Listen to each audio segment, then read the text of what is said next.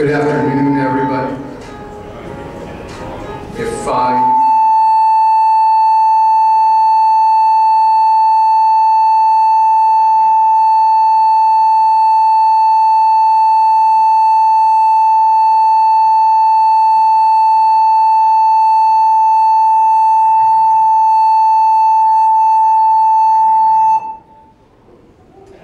Great technology.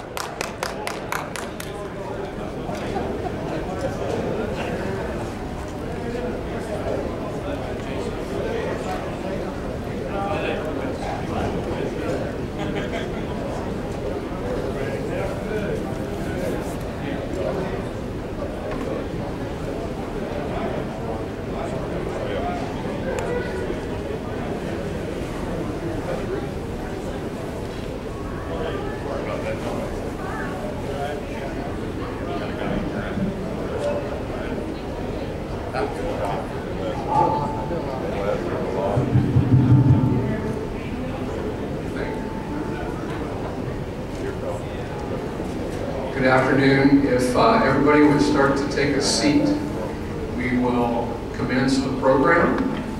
Try to keep on time as much as possible.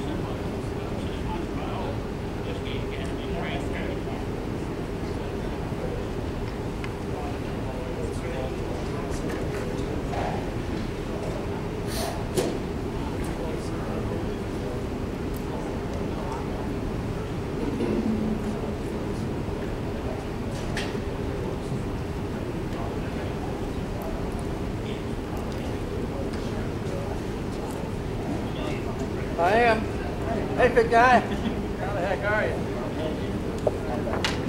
Oh, okay. Raise my best.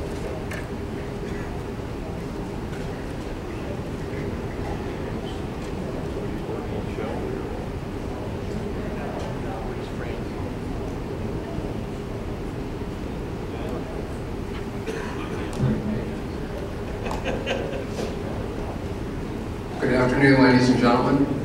Good afternoon. Welcome to the 8th District Congressional Forum. Thank you all for coming. We have a great group. I see some folks in the back still enjoying the social, so please, when you have a moment, take a seat so we can get the program going. My name is Craig Hartzer. I'm with Indiana University in the School of Public and Environmental Affairs. It's a real honor, a real privilege for me to be the MC for this Congressional Forum. A lot of effort has gone into put this together, so we're really excited about tonight's event. I want to thank you for taking time out of your busy schedule to be here today. I also want to thank the candidates, and you're going to hear from two of the candidates tonight. All three candidates from all three parties were invited, and the Libertarian candidate declined the invitation. So we have obviously Congressman Bucshon and David Crooks on the podium tonight. I also want to thank the sponsors that helped put this together in this great facility, the Westgate Authority and the Credit Union. They've done a great job helping to put this together. So I'd say, how about a round of applause for the sponsors for tonight.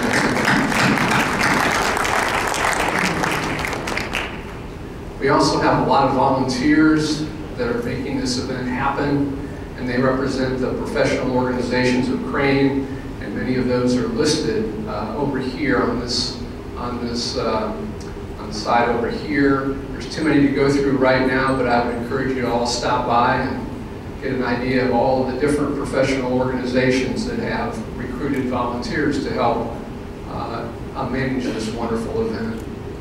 It's really important that we always take time to learn about the positions of our candidates on various issues.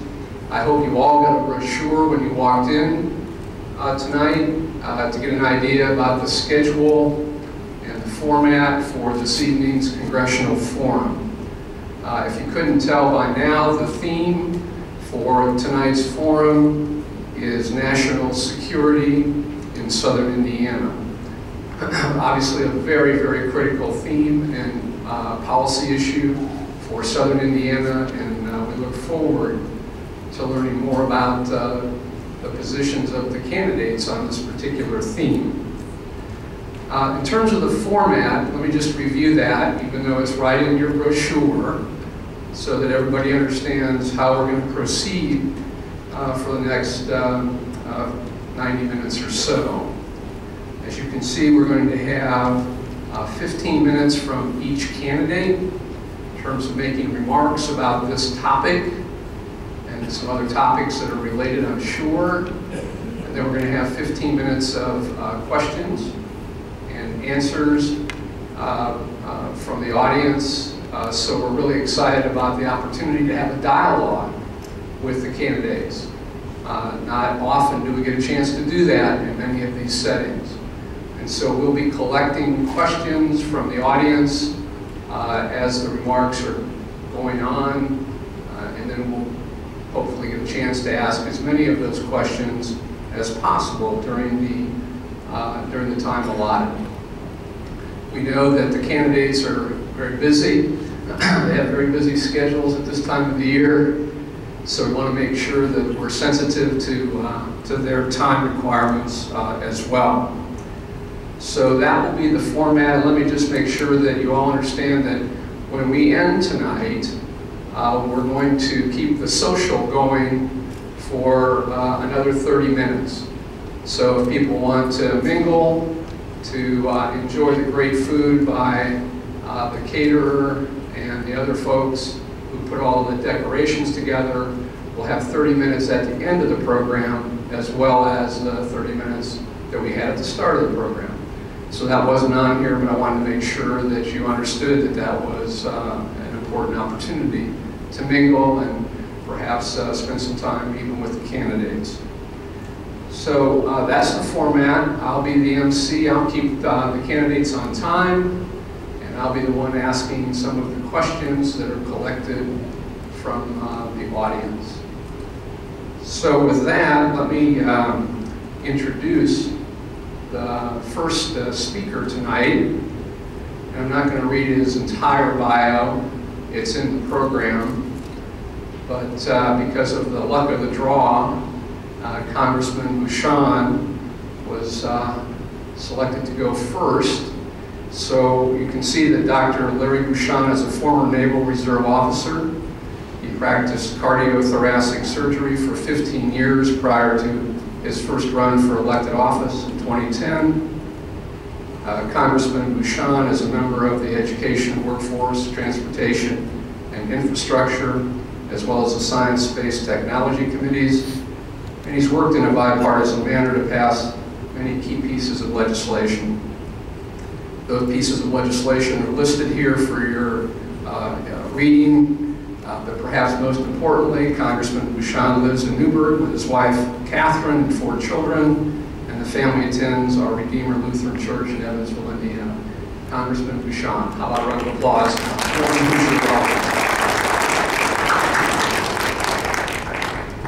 Well, thank you very much. It's great to be here. And thank you, Crane, and everyone at Westgate for organizing this event. This is obviously a very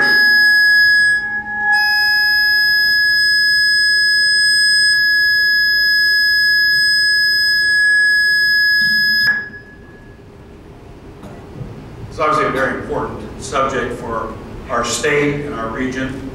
As you know, Indiana has a long history as it relates to the defense of our country. And I was a Naval Reserve officer as a physician from 1989 to 1999. And during that time period, I became very familiar with the Navy and have a great deal of respect for everyone in uniform. I recognize the importance of Crane not only for our national security, but for economic development here in the 8th Congressional District and extending over into the 9th Congressional District, encompassing the whole southern half of our state. So it's not only critical to national defense, but it's critical to economic growth and as an engine for further economic growth in our area. Since I've been in Congress, I've been to Crane Naval Service Warfare Center 9 times myself. I'm very familiar with the facility. I've toured it many times and had both classified and unclassified briefings. My staff has been there more than that. And that's how important I think Crane is to my district and to the state. I also brought Representative Mike Conaway from Texas, a senior member of House Armed Services, as well as the House Intelligence Committee, here to Crane to show him exactly how valuable Crane is to our national security. And I think it's very important for people like me to not only visit Crane ourselves, but try to bring people from Washington, D.C., from around the country to show everyone why Crane is so important for our nation. And that way, Washington, D.C. knows how important it is. I also was instrumental in bringing Congressman Mike Pence to Crane Naval Service Warfare Center recently. As you know, Mike is currently a candidate for governor, and I think because I know him very well, I wanted to stress to him the importance of Crane to my district and southern Indiana and to our nation. Also, my district staff has held Crane Days for the Indiana delegation. These are staff meetings and briefings at Crane with all the congressional staff of the members of 9 members of Congress from our state. Because not only is it important here, it's important to have help from all over the state if we ever are in a situation where we have to make the government aware of how important crane is if there is another Iraq, for example. So I'm very familiar with crane, and I know how important it is. So what have I done also that I think will benefit crane? Well, I've been on the Transportation and Infrastructure Committee, and because of that, obviously I've been a big proponent of Interstate 69, which is coming right past crane. And I don't think I can stress the importance of having this highway come past crane when the DOD starts looking at bases. Access to an interstate highway is very important. And getting crane completed up here, all the way from Evansville up to Westgate, just past crane, has been obviously a success. In late November of this year, I'm told by IN08 that segment of the highway will open. But I've also been active trying to make sure that the highway is completed, working with people from the Bloomington area and talking to them about the importance of the highway. And ultimately, they were convinced and moved ahead with putting the highway back on their Metropolitan Planning Organization agenda, which has helped us gain access to federal funds that hopefully will get the highway completed. But in that vein, it will be up to the next governor, whoever that is, to work with the federal government to find the funds to fund the rest of the highway. And that's going to be a very important issue. What I'd like to see with this highway is crane become really a destination of choice for defense industry jobs outside of crane, like places like Westgate. And I think that the further economic development around crane will potentially boom once people recognize the access to an interstate highway. And I think that's very important. Now I want to discuss briefly a few things that can affect crane. I think on everyone's mind is what's going to happen with the so-called sequester. And how did that come about? How that came about is through the White House, through the Congressional leadership in the House and in the Senate, as part of a negotiation on the debt to raise the debt ceiling, which, as you probably know, is an arbitrary ceiling where the federal government can't borrow more money than that number. We were butting up against that in August of last year. And the congressional leadership on both sides of the aisle, along with the White House, the only agreement they could come to raise the debt ceiling together that we could get past Congress was what happened. And none of us, I think at the time, felt that the so-called super committee was going to not be successful in coming up with a larger deal to solve some of our fiscal problems. And why do we think that? Well, because the leadership in the Congress on our side, as well as on the Senate side, bipartisan, felt that we were very, very close to solving some of our fiscal problems. And that's what happened. Why is the sequester important? Because if we don't reverse that, we're going to suffer more DOT cuts that everyone at the DOT, including Leon Panetta, says we can't tolerate if we're going to continue to protect our country. In fact, based on that, the House of Representatives, and you can look this up, H.R. 6365 has already addressed the sequester before we came on recess and restructured the sequester to mitigate the Department of Defense drastic cuts that are going to happen if we don't mitigate the sequester. So on the House side, we've acted, but nothing has happened thus far in the Senate. I think, once we get past the political season, I firmly believe that both sides will come together and the sequester, as it relates to DOD, will be mitigated and reversed.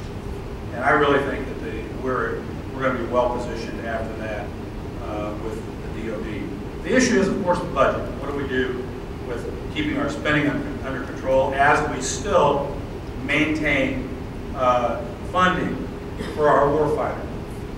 And I firmly believe that the Department of Defense has shown historically that we can have cost savings, primarily in Washington, D.C., at the Pentagon, that don't affect the warfighter, and I think that has already happened.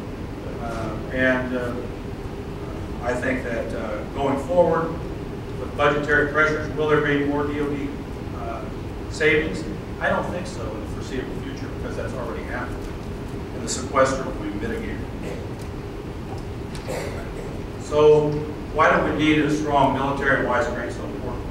Well, I think as you've seen from the recent events in Libya, if there's an impression created in the United States that we are not strong, and as Ronald Reagan said, leadership through strength, that other countries around the world start to think that they can push their way onto the national stage, and America won't react.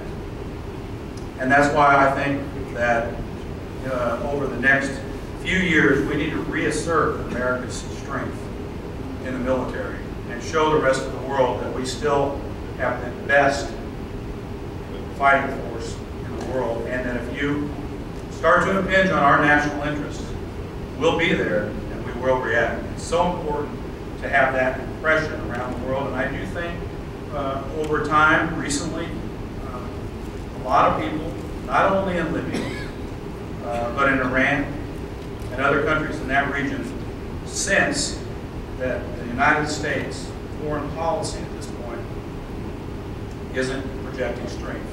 We need to reverse that. Ukraine has been important to that because, of course, over in the wars in Afghanistan and Libya, and Iraq, Ukraine has been directly involved in helping our warfighter over there. And so to project strength, to continue with strength, Ukraine is going to be a very important cog in the wheel, especially as it concerns our intelligence community and battling back against things like the IEDs and other new unconventional weaponry, so to speak. Some of that is being done in Ukraine, which is not necessarily out in public, but everybody knows that's associated with Ukraine the role that we have. We can not allow any more tragic attacks like we just had at our consulate in Benghazi. And again, to do that, we have to project strength. In Iran and the Middle East, again, projecting American strength will mitigate the Iranians from developing a nuclear weapon. And we have to reiterate our support for our allies in the region, including the Israelis.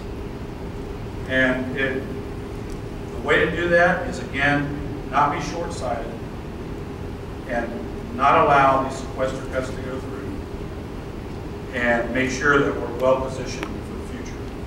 And that's what we will do. So one of the other things that's going to affect us long term is, I really believe, if we're going to have strong national security, we need energy independence. Right now, as you probably know, a significant amount of our energy is dependent on OPEC-related countries. And with the instability ongoing in that region, if we don't become energy independent, it will become a national security issue. And finally, let me talk at the end about the budget again. The Joint Chiefs of Staff Chairman last year or the year before, I can't remember the exact date, said that the biggest threat to our country and our national security is our debt. And so the reason for that is, of course, is because other countries out there, like the Chinese, like the Iranians, see us, again, financially unstable. Let me give an example of how we have to get our finances in order and do other things. Rare earth metals, for example, as you may not know, they're important to the aircraft industry. We import all those from China. We don't do any of those ourselves in the United States. Why is that? For financial reasons, because we don't have our own house in order. We don't have our own regulatory code in order, and we need to correct these things. So since I've been in Congress, I've worked hard to make sure that everyone in Washington, D.C. knows the importance of Crane, and they've been impressed. When you speak to people in Washington, D.C., they know about Crane, And I think, although there are some threats to all military bases around the country and around the world as far as closure, with the addition of I-69 and all of the other things Crane has done to position itself and to attract new business to Crane, I believe that we're well positioned, and I'll continue to fight for that. Thank you.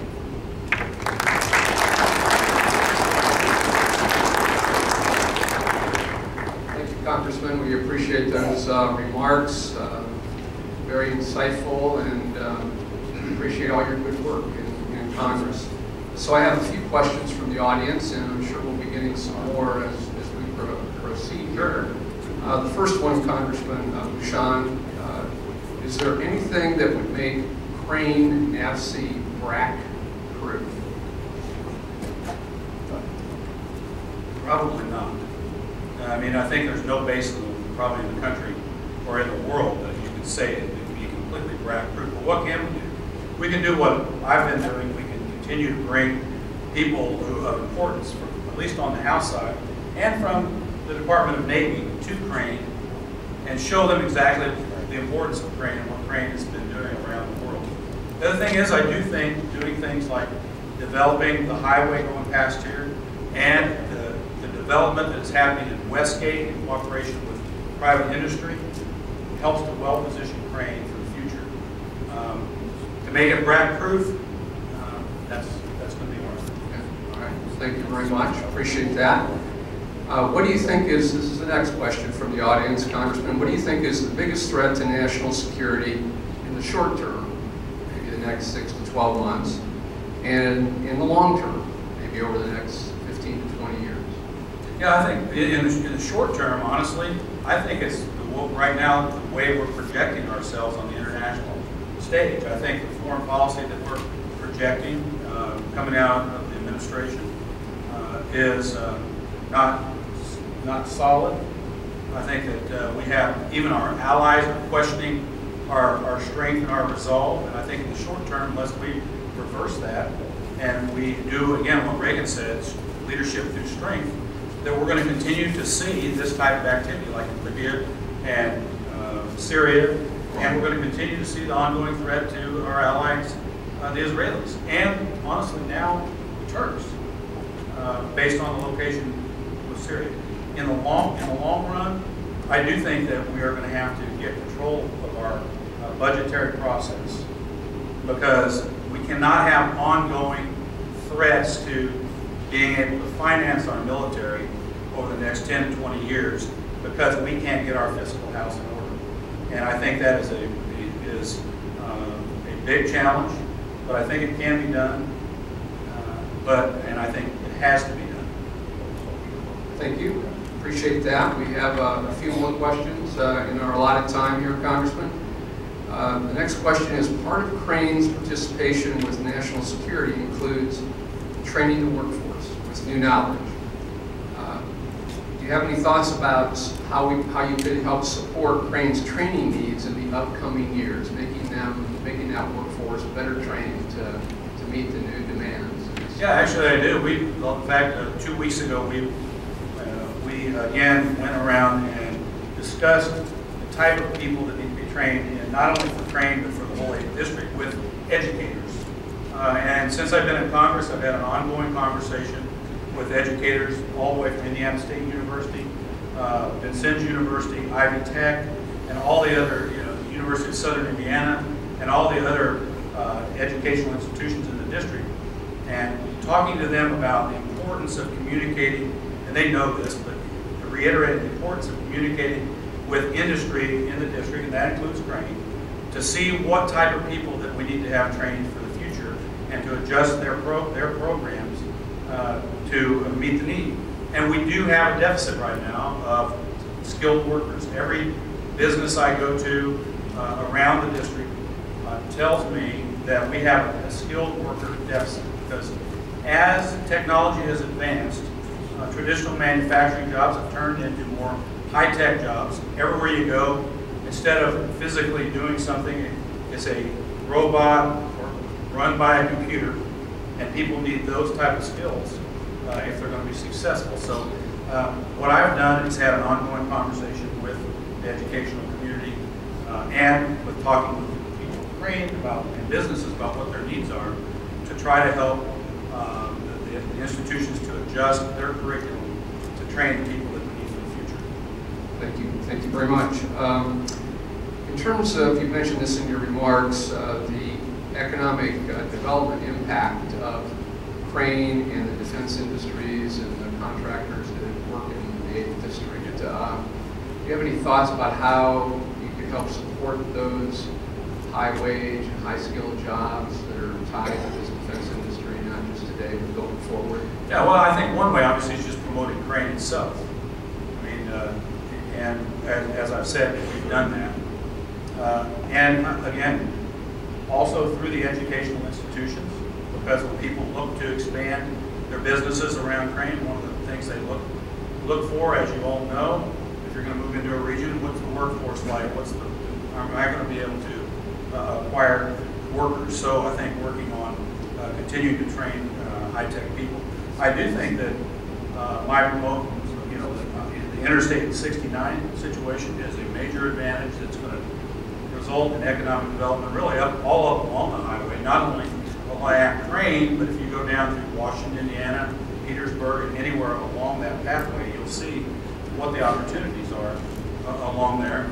And the other thing is if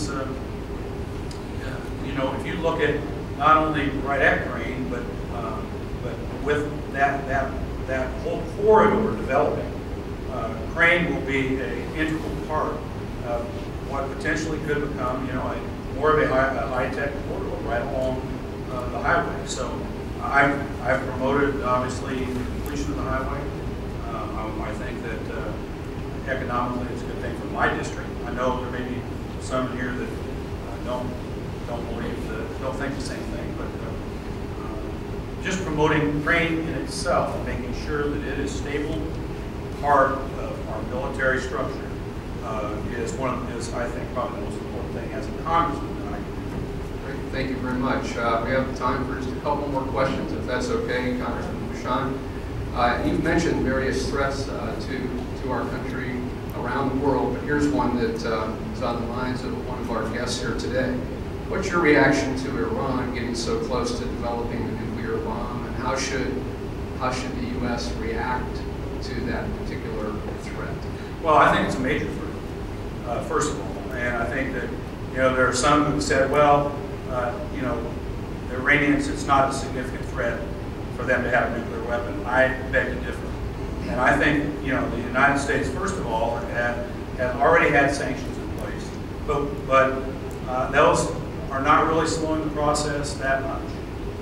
So I think, along with our allies in the region, we have to make it very clear to the Iranians that we're potentially willing to use force to stop them from getting a nuclear weapon.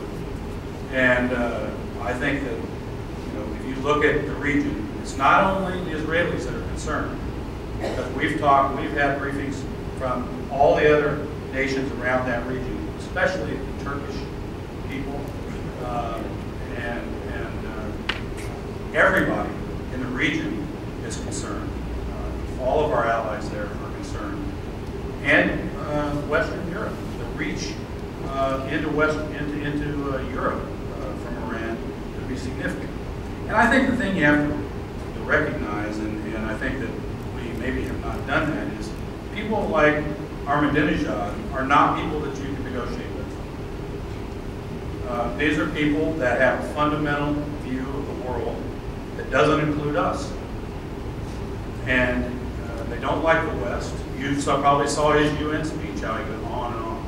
So I think you have to recognize who you're dealing with. You have to recognize what they respond to. And thus far, they have not responded to sanctions or negotiation. And I think, along with allies in Europe, they need to be made to understand that we're not going to allow them to proliferate nuclear weapons and threaten all of our allies in the region. And also, let me tell you, that area of the world, as you know, is very important to the oil supply of the world. You want to talk about problems with energy supply? If we allow them to shut off the Strait of Hormuz, something like 20–30% of the world's oil goes through there every day. We just can't allow that to happen. Thank you very much. We have a couple of other questions here in our final few minutes, and most of them, again, revolve around the threats to our country. And what I'd like you to try to do is tie those threats and what they mean for the 8th District. Sure. So here's two. Would you support U.S. action against Syria, and how has the Libyan attack affected not just the world, but the 8th District? First of all, I think the Syrians, they're in a civil war, as you know. If the Syrians start to impinge on our national interests by causing problems with our allies in the region, then I think that we should not directly be involved with our own military, but we should support the freedom fighters over there that are pushing back on the Assad government. And I think a number of, this is obviously controversial, but a number of prominent people in Congress have suggested that we, because of what's happening at the Turkish border, and what the threats are to expand past that. As you know, Turkey and the Syrians have been lobbing bombs and things back and forth between each other recently. But I think if it's not contained within their own country and it starts to affect our national interests and our allies, then I'd be in favor of arming the people who are fighting against Assad. In Libya, I think that that is a situation where, again, I think we were recently with the attacks on our consulate and the death of our ambassador and 3 other brave Americans who were risking their lives to be in the region. I think we showed our government showed weakness. I think we didn't show a presence that, in the area, that we were going to protect our own people. As you know, it's coming out more and more every day that the people there recognize the security threat, requested more security, and for a variety of reasons we're denied that security. And I think that the Libyan government itself, I think it's not generally in situations like this the first people to take power in countries like Libya or Egypt. It's when they take power and the people have been repressed for so long and they don't get immediate results. You've already seen that in Libya. They already kicked out their first prime minister. It's the next group that might come into power that can be very, very dangerous. And we need to show American strength. And we also need to protect our own citizens around the world. I think it's really appalling that we had an attack, a terrorist attack, on our consulate, and then we lost a U.S. ambassador. Imagine if an ambassador to another country were killed in our country in Washington, D.C., if somebody attacked their embassy in Washington, D.C. and killed their ambassador. It's the same thing. I mean, what happened there? That won't happen here because why? Because we protect people. But you cannot rely on these governments right now. They're too unstable to protect American citizens. And we need to have the appropriate people over there to protect them.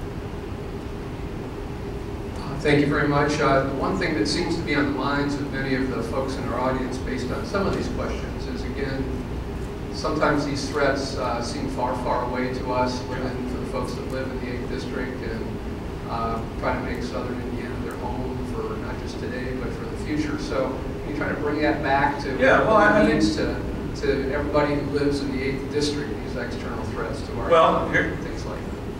When our allies, especially in that region of the world, when our allies are threatened, the question is, how does that affect us here in the 8th District? Well, it destabilizes the international oil market, for example.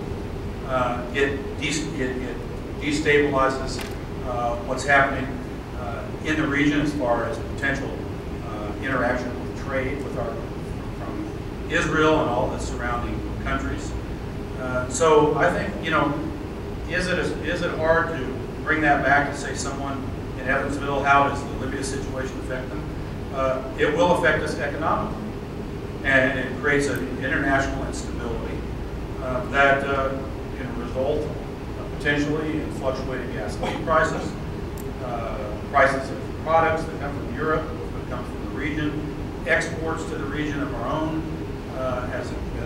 so economically it can have a big impact. And the other thing is, it potentially could put at risk if we have to fight our sons and daughters here from the 8th District who are bravely protecting our country. None of us want to have people from this area have to fight against these people. And that's why we have to project strength. We have to prevent these type of things from happening before they happen. It's important, really, not only for our country, but for our area. Great. Thank you very much. I don't really have any other questions from the audience at this time. From the audience, I think I've got all the questions that have been handed to me. Excuse me. Another pile. One more. Thank you very much. Thank you. Perfect. And this will be, I think, about our last question, Congressman Bucshon. Thank you so much for your comments. What is your position on drilling for oil and gas on federal lands so that individual bases in the nation can achieve greater energy independence and security? Very important. Is that the question? No. Go ahead and answer it. Say it out loud. Roy Panel. I've been fighting contracting out here since I was an employee at Crane. Been retired from Crane almost 15 years. I was the national vice president of the union at Crane. I fought Circular A76. Back then and today, if things go the way they are, artificial billet constraints are going to be put on by either administration. They have said, some of the candidates running for president, that we will cut federal workers.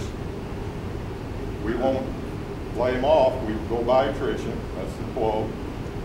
If they do that, that's artificial billet constraints. DOD historically will make that uniform across the United States. We're an industrial funded facility. They will contract out the worker not using Circular A76 to industrial funded facility. They must use that, but they're going to go back to do that. What are you going to do about it? Okay, you're talking about what the discussion about downsizing the federal workforce, essentially. I'm talking about the DOD man. Yeah, and what impact that could potentially have. Well, here's the thing. Obviously, this is a subject that breeds controversy. My position is that the federal government needs to be effective and efficient. DOD, I think, is different from the rest of the federal government because they're charged with protecting our country and making sure the warfighter has the appropriate equipment and we have the appropriate people in place to defend our country. And so I think, trying to compare, say, the Department of Treasury and the EPA and other places like that, the DOD is probably apples and oranges. So when it comes to the DOD, we need to rely on what our leaders are telling us that we need to protect our country. Right now, Leon Panetta says that with, and others, not just him, says that with the sequester, we will be at the point where we won't be able to properly protect our country. I take that seriously. And that's why we need to reverse the sequester. When it comes to the rest of the federal government, when it comes to Department of Treasury or state or others, I think the federal government bureaucracy needs to be more effective and efficient. And the fact of the matter is, if you look at our state government here, we have the same number of employees we had in 1978. And I will argue that we have a more effective and efficient state government than we have had. And you can argue, and I think the federal government, when it comes to the overall federal government, needs to look at some of those principles and how you, through retirement, through attrition, how you do like a lot of companies did years ago, streamline your operation, make it effective and efficient. And so that's what, in my view, we need to do. DOD is a different animal because on the other end, we have to make sure that we have the people and the equipment that we need to protect our country. And in that respect, we need to rely on people at the Pentagon and other places to give us advice on what they need to protect our country. And that's what I do. Thank you. Congressman Bucshon, we have about 1 minute left according to my clock. Do you want to take on this one issue, this one last question? What's your position on drilling for oil and gas on federal lands so that individual bases in the nation can achieve greater energy independence and security? Yeah, well, first of all, I said, I think at the outset, energy independence is going to be critical to our national security. It just is. Every time there's problems in the Middle East, do we have to start worrying about our oil supply? I would argue no. You know, over the last number of years, drilling on private lands has gradually increased, but drilling on federal lands is beginning to dramatically drop off because I think of ideological differences of opinion about how to access oil in our own country.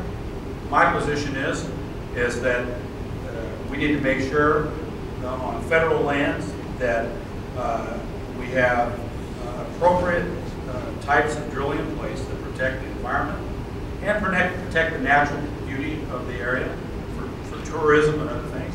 And the fact of the matter is, I think we can do that. If we're going to become energy independent, we have to realize, and I believe in an all or none approach, all the above approach, I mean. That does include more sources of our own domestic oil and natural gas. And so I think it's very important to recognize that, and federal lands are part of that. And there are procedures in place that protect our federal lands environmentally and otherwise. Congressman Bucshon, thank you for your remarks and your answers to the questions. How about a round of applause for Congressman?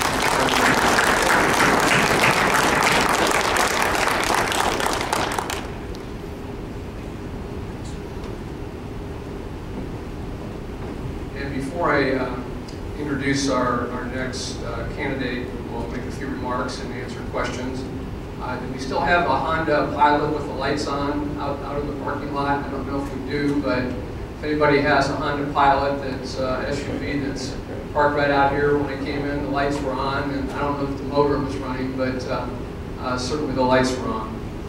So our next speaker is